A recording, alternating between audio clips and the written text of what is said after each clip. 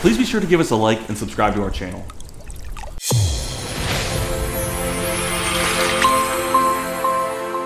Phosphates can cause unnecessary time and maintenance as well as problems in swimming pools. It's important to test for phosphates often and to keep your levels below 100 parts per billion.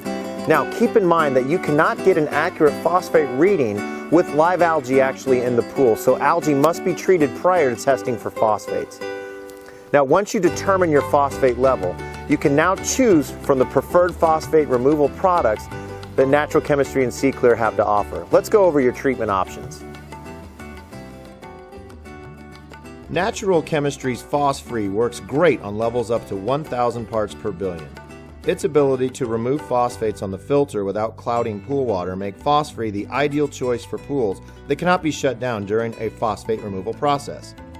As with all phosphate removal products, Phosphate should only be added to a pool with a clean filter. For levels above 1,000 parts per billion, we offer a few different removal options. SeaKlear's PhosClear 4000 is a dual-action product that removes phosphates while improving filtration with chitosan clarifier.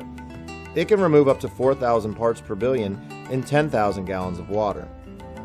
Now for extremely high levels of phosphate, you can also consider offering Natural Chemistry's Phosphate Extra Strength or SeaKlear's Phosphate Remover.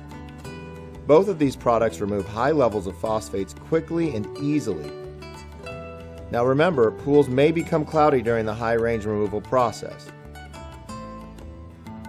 Don't spend unnecessary time fighting pool problems. Be proactive by removing unwanted phosphates before the issues occur.